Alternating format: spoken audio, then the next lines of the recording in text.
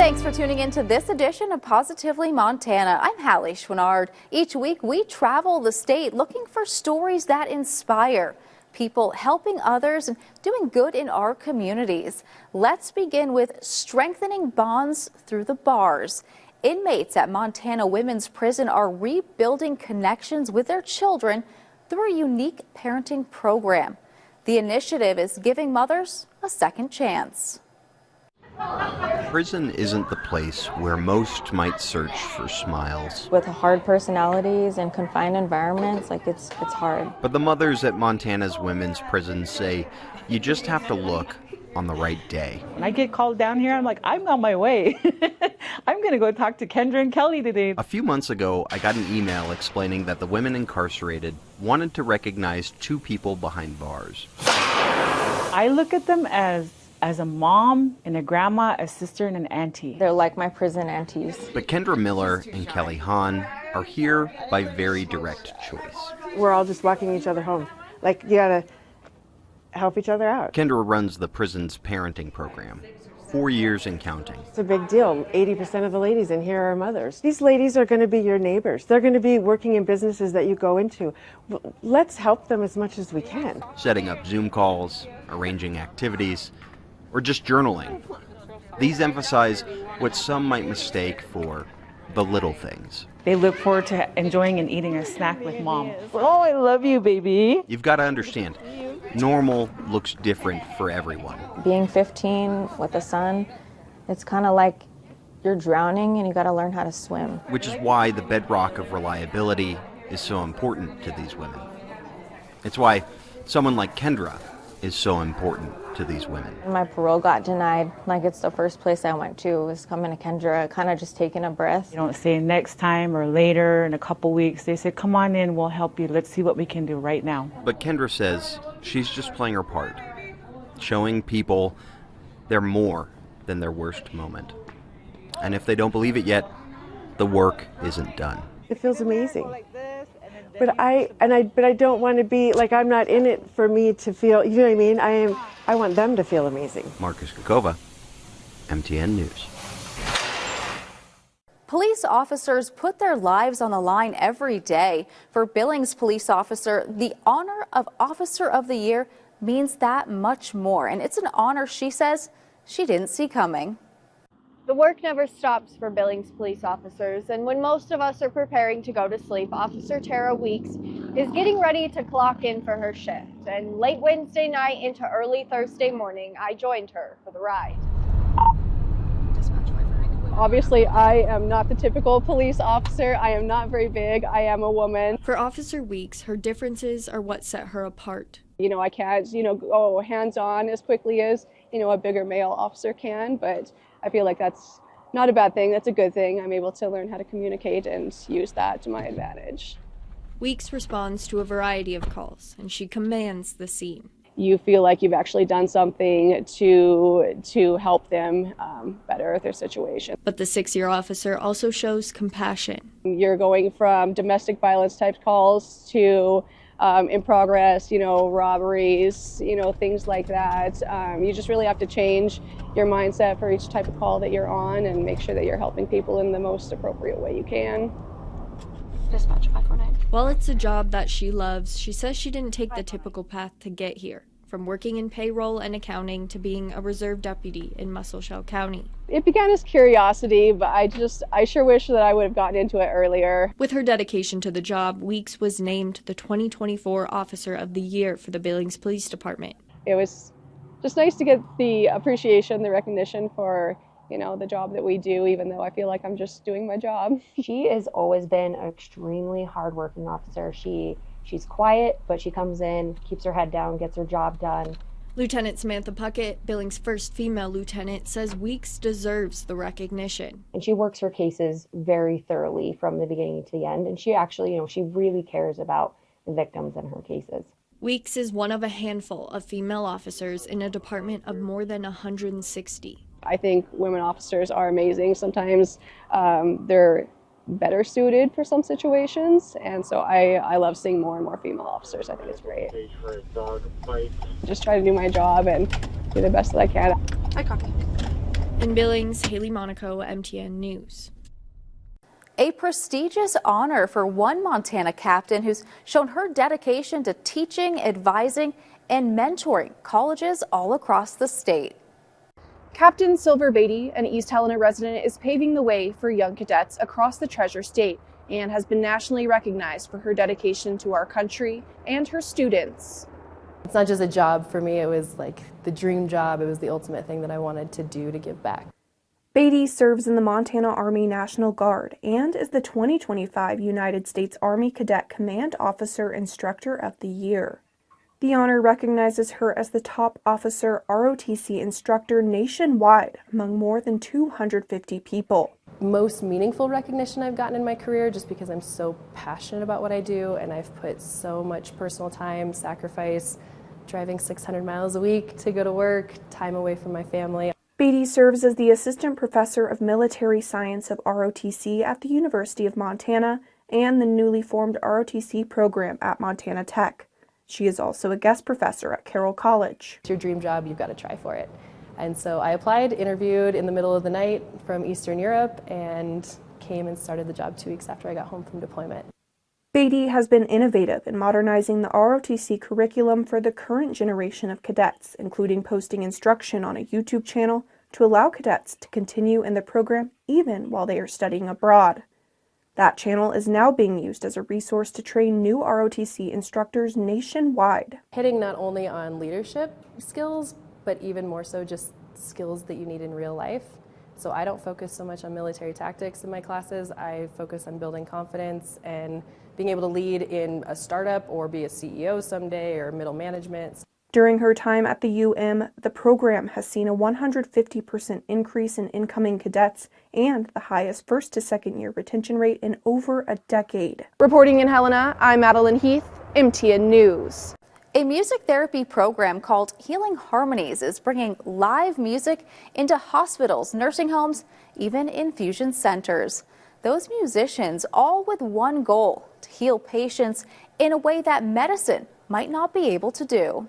Pediatric patients here at St. Vincent Regional Hospital aren't only receiving care from their doctors and nurses, they're also getting treated by the power of music. It's so memorable and heartwarming. Disney music on the cello and a child's listening ear. Together, these two elements create a therapeutic experience that's healing in nature. Music's a nice way to remind them that they are still kids. It's called Healing Harmonies, a collaboration between the Billings Symphony and Intermountain Health. It's an opportunity to provide what we consider a social service, a human service. It's a way to connect with kids in a way that's very natural to them. All kids are, musical, and they love to dance and move, and that's just a natural thing for kids to do. Musical therapist Brooke Wagner says music taps into parts of the brain that traditional medicine might not reach. Music is processed all over your brain, so if one part of your brain is damaged through a traumatic brain injury or a stroke or dementia, we can still access other parts of your brain through music. And it's an experience that inspires both musicians and patients alike. Just want to make their days a little brighter and make them feel a little better in a situation that might not be, the best. Healing through the sweet sound of music, connecting kids to caregivers, one note at a time. I never would have imagined doing this, and I'm so grateful that I have the opportunity to do this. Whenever we can provide healing harmonies to them, we will. In Billings, Matt Carmack, MTN News. Still to come on this edition of Positively Montana, firefighters band together honoring a little girl who lost her battle with cancer. Their story right after the break. More stories from the heart of the Treasure State are on the way when Positively Montana continues after this.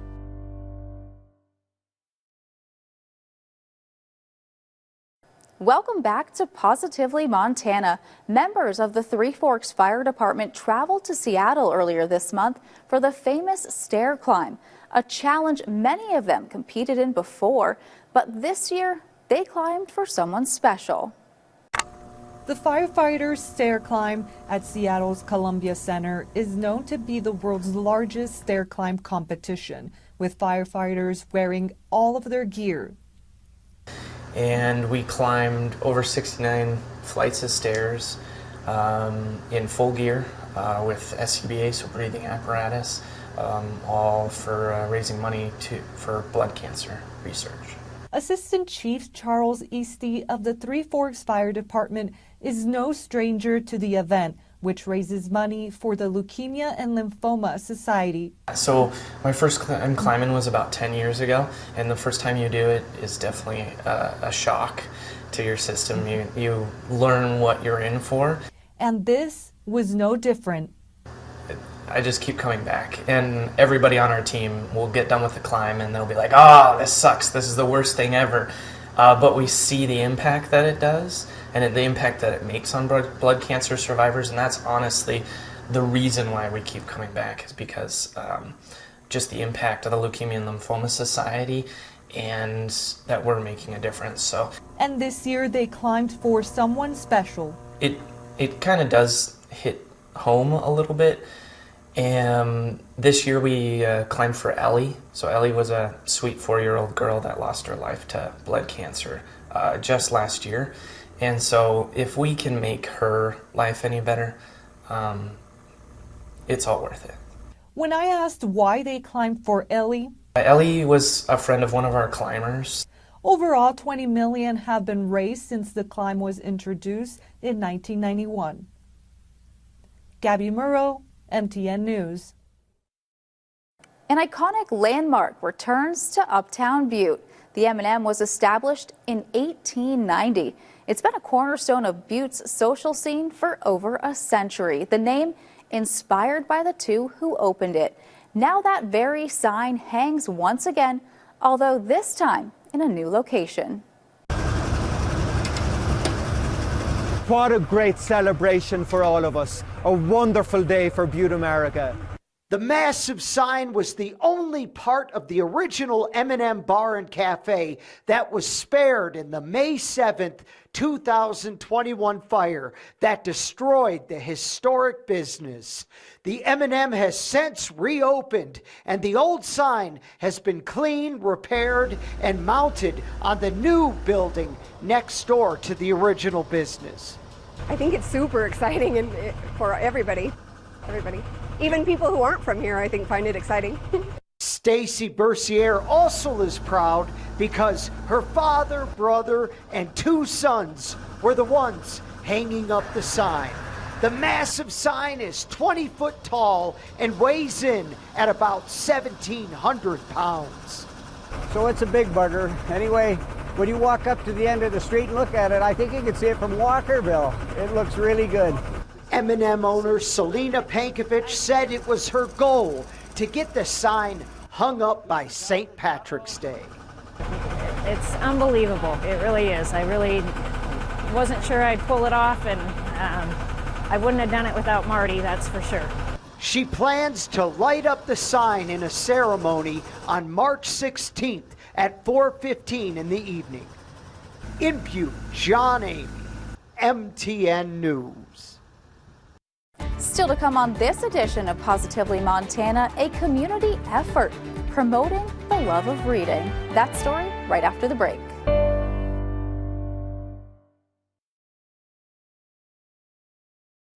Welcome back to Positively Montana. Billings is coming together for literacy. 175 volunteers joined classrooms for United We Read. The event is meant to inspire students and provide free books to promote a love of reading. With the school bus honking, Felix... JC Kruger is just one of 175 volunteers who signed up to make kindness the word of the day. How many of you like to spread kindness everywhere? Make people feel great. In honor of my mom and the job that I do and just my own heart, it's so important to be kind to other people. Oh, you hold that thought, okay? This is United We Read, a day when strangers step into classrooms, sit with kids, and open a book. It's a calm moment for everybody, to be sitting around and, just getting that time together. It's just a great way to have our community members come into our schools and see the great work that we are doing and for them to engage with kids. It's a simple act with big benefits to language skills, academic success, and imagination, curating a lifelong love of reading. I am reading a book. It's called Happy Place. When you're in kindergarten through third grade, we see it as you are learning to read. And then from fourth grade on, we see it as reading to learn. In Principal Pam Meyer's case, being read to created a career. My mom was a first grade teacher for many, many years, and she was the first person that read to me. The same kind of career our Laurel High School counselor built with memories made to last a lifetime. Every Sunday morning, I have a fond memory of running to my dad's lap with my sister, and he would read, we would pick the comics. My suggestion to every single parent, read to your child every night, or have them read to you. Marcus Kakova, MTN News. Oh, it sure does. Look at you. Good job. Do you get $2? A team of talented students from West Valley School in Kalispell will be representing Montana. They're headed to the biggest stage as they compete in the first LEGO League World Championships in Houston, Texas. The team is now hard at work prepping for the big robotics competition in April. It's a big step. We're the first team in this school to go, so a lot of excitement going around. Sixth grader Hap Pemble is one of 8 students representing Kalispell's West Valley School in the upcoming first LEGO League World Championships in Houston, Texas. I work mostly on innovation, designing the board, and doing the research. The West Valley team, called the Gummy Sharks, were recently selected to represent the state of Montana in the World Championships. They will be competing against 100 teams from all across the world. It's a little nerve-wracking, but still, you have to remind yourself to have fun, even though it's kind of nerve-wracking. But still, we are representing Montana, and that is a little nerve-wracking. The first LEGO League supports STEM education through building robots that complete various tasks. Teams work on coding for their robots and build out presentations on their design. The opportunity for these kids to go and compete on a world stage like this, I'm extremely proud of them. They put in so much hard work, dedicated so much time. Gummy Sharks coach Chris Keller says the team needs to raise $20,000 to help with travel, overnight accommodations, and special visits to NASA's Johnson Space Center and the Houston Zoo during the competition. Because this is an outside of school project. This is an extracurricular activity here at West Valley. And so having the students work this hard and have the opportunity to go is really exciting.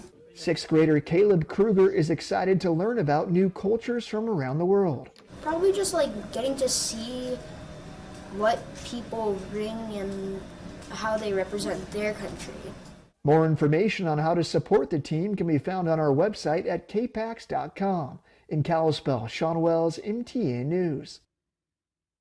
Some students at Belgrade High School stepped outside the traditional classroom for some lessons on welding, learning about career options after high school. A welding class setting these students up for success. Western Welding Academy has been going on a nationwide tour. They stopped here in Belgrade, where they're teaching students about the importance of trade jobs and their options that they have after high school. I had no idea what I was doing, never done it in my life. Bella Pridemore is a Belgrade High senior. A career in the trades is something that she didn't see herself doing. I never would have thought that I would want to go into the trades or, be interested in it at all, because I used to hate getting my hands dirty. That is until she discovered a passion for welding. And it's very comforting and I can actually make something of myself. Belgrade High School is one of 30 high schools on Western Welding Academy's Blue Collar Tour. So we're going around the country to inspire these kids to get into the trades Because if we want to continue to live the way we do, we got to get more kids in there. So we teach these kids a little bit about welding, do it hands-on with them. Mr. Kinnaman has been teaching welding at Belgrade High for over 20 years, offering his students options after high school. That's just so they know exactly what happens after high school. You know, they may not enjoy English or math or any of the core classes, but to be able to bring those kids in and have them enjoy a part of school, it's great. Students like Hagen Hallbeck have been able to use the skills that he learned in the classroom in the real world. I've had to weld 2 frames for my current job. Students say that they like welding because it can be a hobby or a potential career. I joined it just to, you know, kind of like a little hobby for a junior year, and it's been great. It's been a real challenge.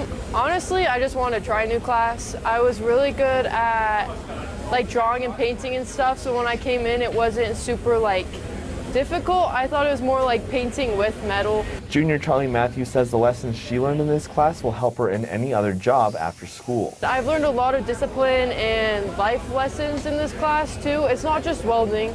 I think I've grown as a person from being in this class. In Belgrade, Edgar Cedillo, MTN News.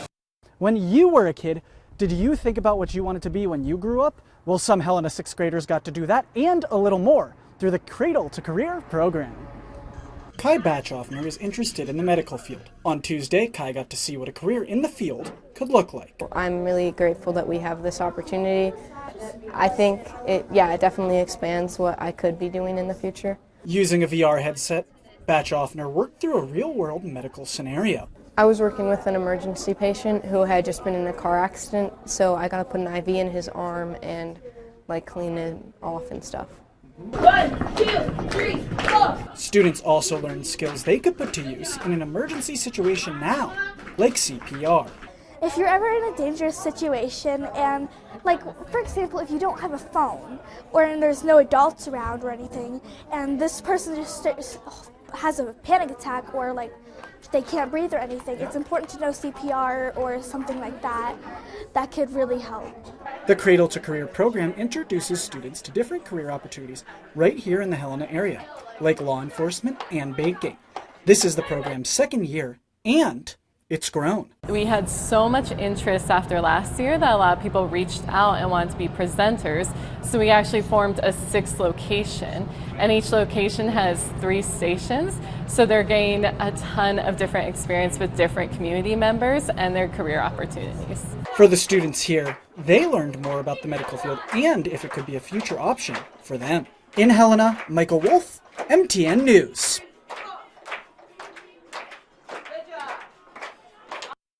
We hope you enjoyed this week's edition of Positively Montana. I'm Hallie Schwinnard, and I'll see you right back here next week.